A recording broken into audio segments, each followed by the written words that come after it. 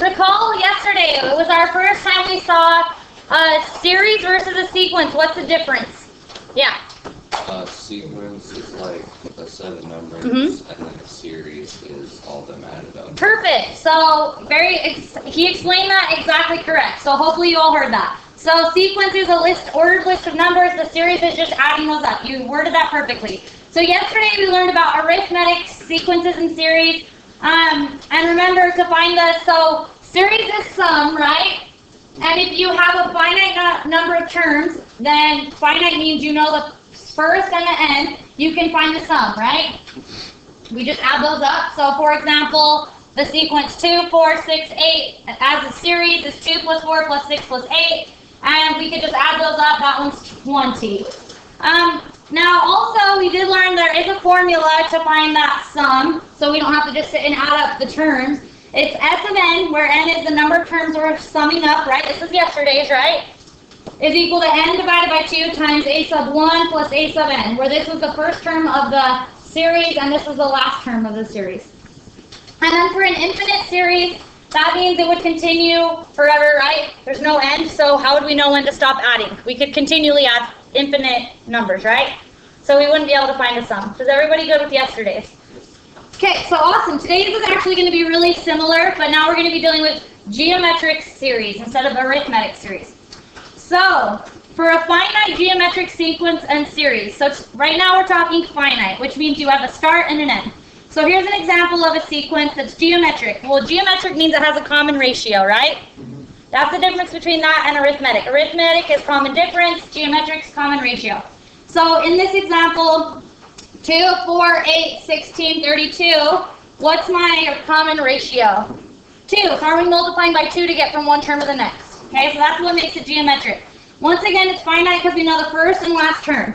So that as a series is 2 plus 4 plus 8 plus 16 plus 32. And we can sum those up. That one's pretty easy. It sums up to be 62. To be able to find a sum, though, you need to know the number of terms that you're summing up, right? Everybody? Okay. So here's the formula. You'll want to write this down. Here's the formula to find the sum of a geometric series. So it's S of n, where n is the number of terms you're summing up, is equal to a sub 1, which is the first term in the series, times by 1 minus r raised to the n, all over 1 minus r. So a sub 1 is the first term, n is the number of terms we're summing up for that particular series, and r is the common ratio. We find ratio by dividing the term that comes before the term above it. So does everybody have that down? Once you know that formula, you can find the sum of any finite geometric sequence and series, as long as you can figure out the number of terms. Okay, so let's do our first example. Okay, so it says, what's the sum of the finite geometric series? It's finite because it has a start and an end.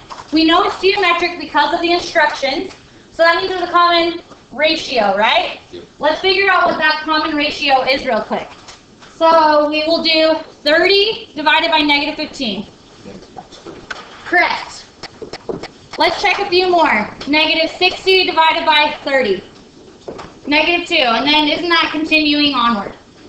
So our common ratio, our r, is equal to negative 2. Now we're wanting to find the sum of these. So we know that we have, it's S of n. We need a sub 1. What's my a sub 1? What's my first term? Negative 15. And then we need n, which means the number of terms we're summing up. Now in this one, can't we just count? Yep. 1, 2, 3, 4, 5, 6. So our n is 6. We're summing up 6 terms. So the sum of 6 terms is equal to a sub 1, which is negative 15. We're using that formula. Times 1 minus r. So the r is negative 2. Raised to the 6th power. All over 1 minus r. 1 minus negative 2. So now we have to be really careful when typing this into our calculator and thinking about this, because what we really have is negative 15 and then 1 minus, let's see, is negative 2 to the 6th positive or negative? You can't just type, you got to be really careful when typing this in. So I want you to all put in your calculator, it has to have parentheses. So let's just figure out what's negative 2 raised to the 6th power. It's positive or negative 64? It's what? Positive, right? So if you type it in with parentheses, which you have to, otherwise your calculator won't score the negative, and it's a 6 power, which is an even degree, right? So it's negative 64. Positive 64. Sorry.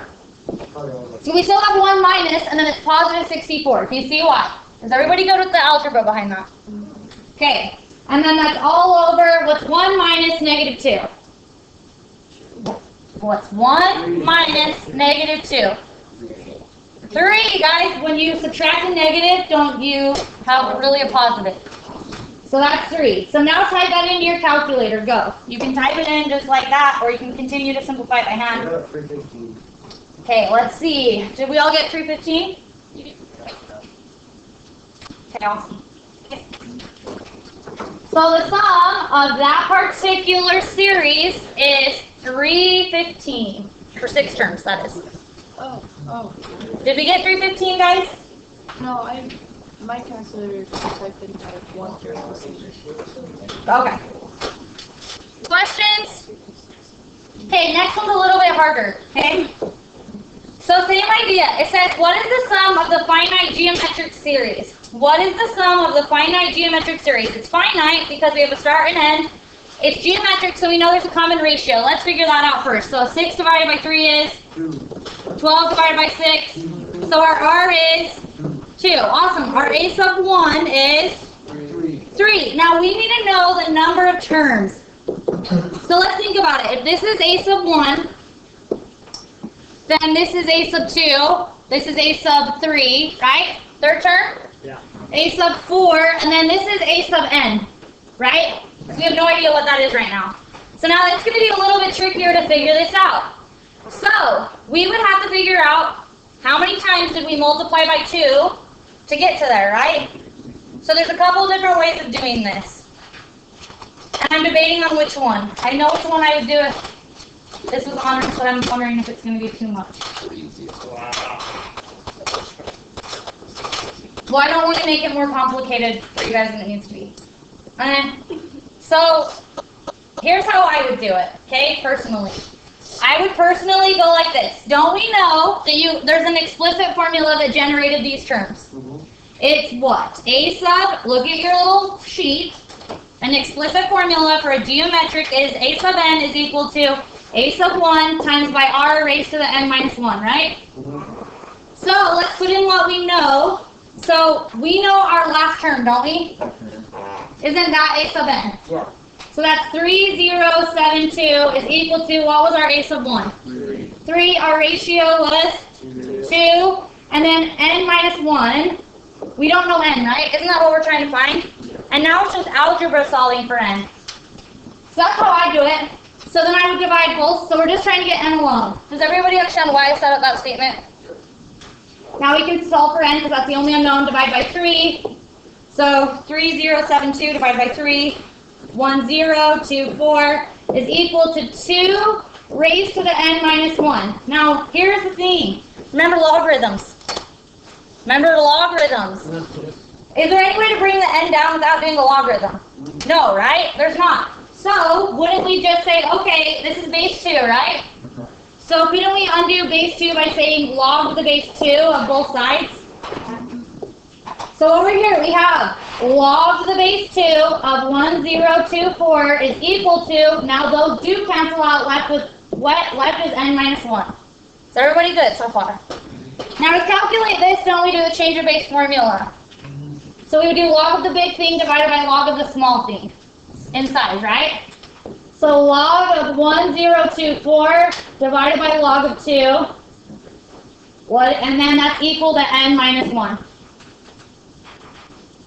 So tell me, what is that? Go. It's 10? So we get 10 is equal to n minus 1. So then what will we do to solve for n? Add 1 to both sides, right? So n is equal to 11. So now we can do the formula. Now there's most people in this class won't do that. Most people in this class will say, okay, I'm just going to figure out because I'd rather just take the easy way, which is fine. I'm not saying that's a bad thing. And just sit and multiply it out and keep track and see how many times I had to multiply by 2 to get to that point. So another way of doing it, you get what I'm saying, right? So most of you would say, okay, so how many times do I have to multiply by 2 to get here? So there's another 2, right? What are we going to get in right here? 24 times 2. Are you guys following me? That's 48, right? Then times 2. Nope, we're still not there. That's 96. And then times 2 again, right? Are we there yet? No, it's 192, right? And then times 2 again? 384. But see how long this could take? I mean, it's going to take us a lot longer, right? When we finally get to 11 times, we've multiplied by 2 11 times, then we'll know. Does that make sense? 10 times, I mean. So then don't we have to account for the first term. Does everybody see what I'm saying? Yeah. I personally just do the algebra. Okay, so we know n is 11, so we're summing up 11 terms. So now we can just plug it into the formula. So the harder thing was we just had to figure out how many terms we're summing up, right? There's many different ways of doing it. I think that way is easier. Okay? So anyways, so we have the sum of 11 terms is equal to a sub 1, which is 3, times 1 minus r. So 1 minus 2 raised to the 11 all over 1 minus r. R is 2. So the sum of 11 terms is, let's go. So 3, let's all practice typing it in because that's really half the battle. 1 minus 2, we didn't have to worry about a negative in our base, so we can just kind of type it right in. Close our parentheses. We get on top negative 6, 1, 4, 1, and then that's divided by negative 1, because 1 minus 2, guys, is negative 1. So our sum is 6, 1, 4, 1. Questions? Okay.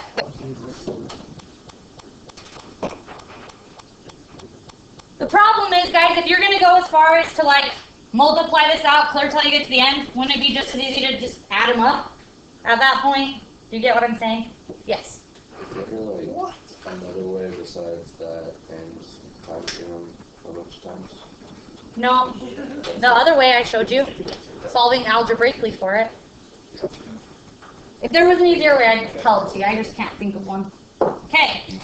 And that's, I have my teacher book, I was looking, nothing. Okay, let's do this one. So it says, what is the sum of the finite geometric series? Isn't this in summation notation? This just means sum, right? So now, to be able to find the sum of a geometric, it's this formula. So let's figure this out. So how many terms are we summing up? 10, right? These are the easy ones because it's pretty easy, right? To know how many terms on this one. So we're summing up 10 terms. Does everybody understand why? Lower limits 1 to 10. And then a sub 1, what's a sub 1? Don't we need to plug it in? A sub 1 means the first term, right? This is an explicit formula for this geometric, right? So let's figure out a sub 1 by plugging in this. So that'll be 5 times negative 2 raised to the 1 minus 1. Isn't that 5 times negative 2 to the 0? What's any base to the 0 power? Wrong. What's any base to the 0 power? 1. So that's 5 times 1, which is 5. So our first term was 5. Okay, so now we can do the formula here. Sorry, I need to give myself some room. So we're summing up 10 terms. That's equal to a sub 1, which we just found to be 5, times 1 minus r. Our r is what you multiply by. Now let's say you didn't know what r was for sure. Well, it is going to be that, because this is, that's our factor. Factors mean what you multiply by to get to the next term. If you didn't know there are, though, couldn't you find 2 terms and see how you got from one term to the next, what you multiplied by? Does that make sense, everybody? So our r is negative 2. So 1 minus negative 2 raised to the n, which is 10, all over 1 minus r. 1, and our r is negative 2. 1 minus negative 2. So we've got to be really careful. First, this part especially. Let's figure out if that's negative or positive. So I'm going to simplify this one. Calculator is half the battle. 1 minus, and then what's negative 2? Let's think about it. If that's an even power, won't it come out even? Yeah. Negative 2 to the 10th. 1024 all over 3, right? 1 minus negative 2 is 3. Now we can just type it in. The sum of 10 terms of this particular series was what?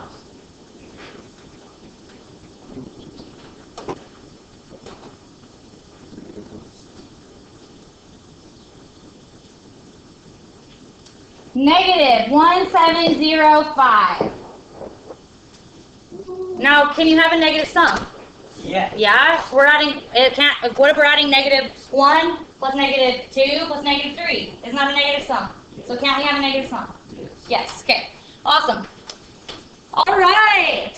Your turn. Do 1 through 7. Now, these are actually easy because it tells you the number of terms. It straight up tells you, sum it up for this number of terms. So you don't have to even think, unfortunately. So, here's the formula. As you know, we just learned that. Ready, set, go. I better record this. When you type something into your calculator, notice, did I ever type, when I did this, didn't I calculate the bottom? And then I hit, so what's happening is some of you are going to try to type it into your calculator, and you're going to type it in at this point. If you type that in, you have to put the whole bottom in parentheses. Do you understand? Otherwise, your calculator will do order of operations. What comes before addition? Division, right? So your calculator will take this, divide it by 1, and then add 2. Does that make sense, everybody?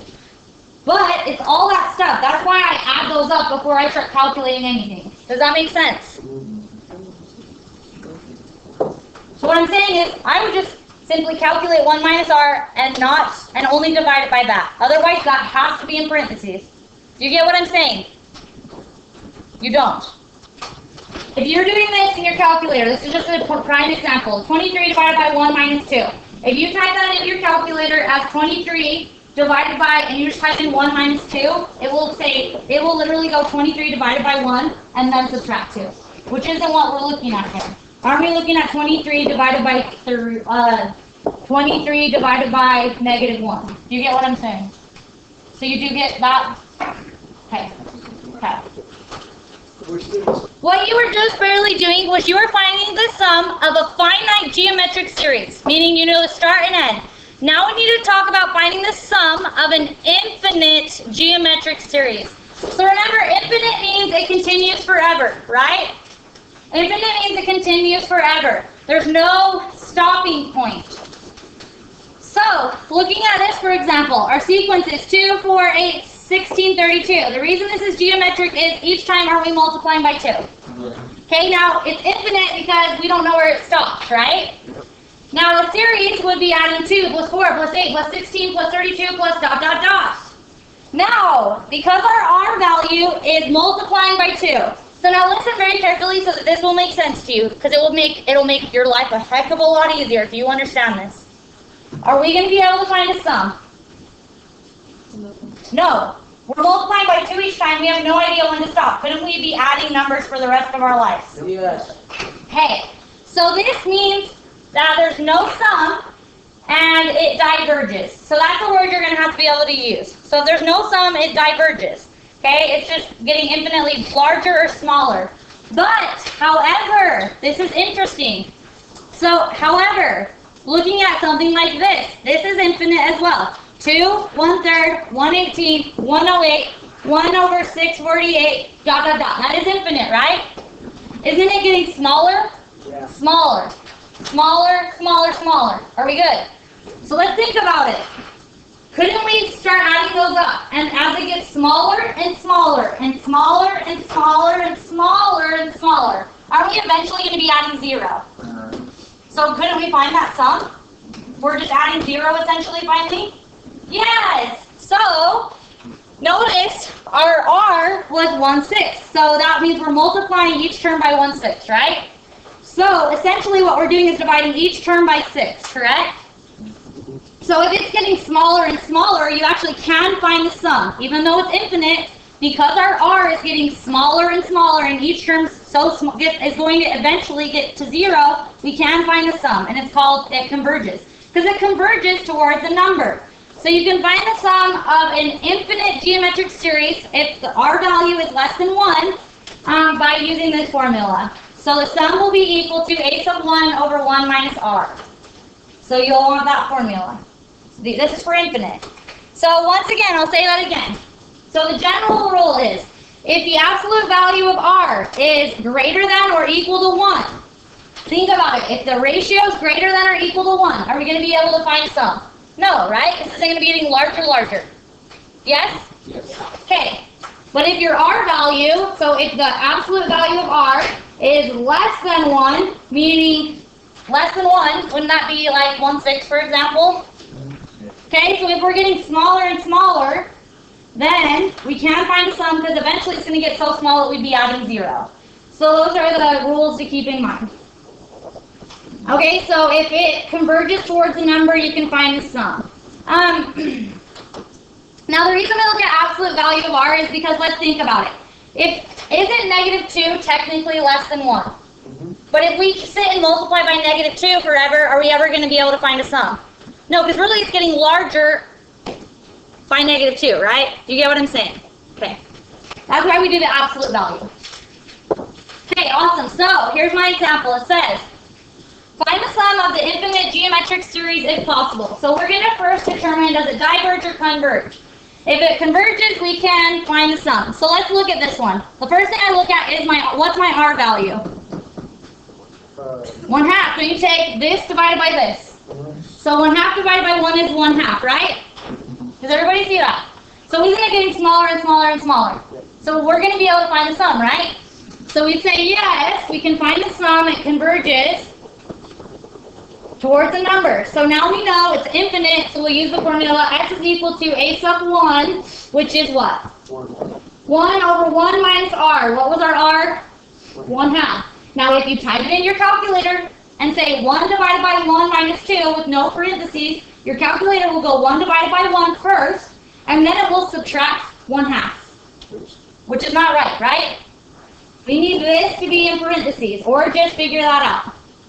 So I know this is really 1 divided by 1/2, right? Isn't 1 minus 1/2 1/2? Dividing fractions is easiest. Pi, flip the second, and multiply. So guess what? This adds up to be 2. This sum adds up to be 2.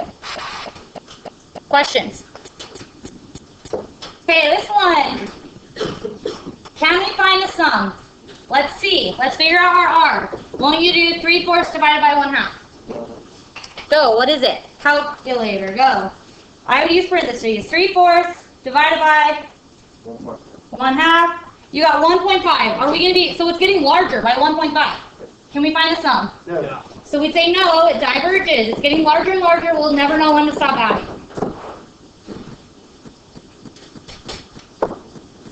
So what about this one? Can we find this sum?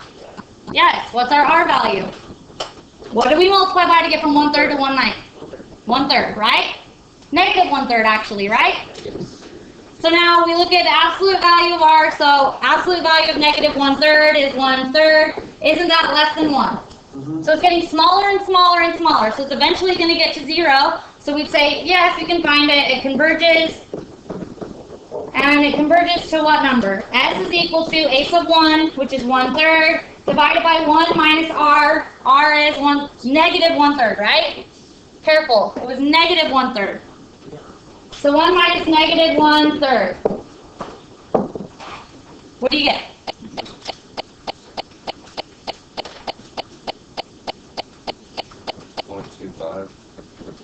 .25, which is 1/4. So this adds up to be 1/4.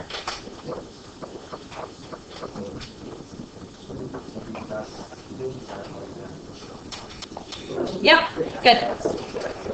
Okay, go. It says, suppose you want to save money for a vacation. You set aside $100. Then each month after that, you set aside 10% more than the previous month. So I'm just going to write out the first two terms. So the first month I have $100. The next month I have 110% of that, right? Because 10% more would mean I get the full amount plus 10% more. So you would type it into your calculator to find the next term as 100 times 110%. That'd be 1.10.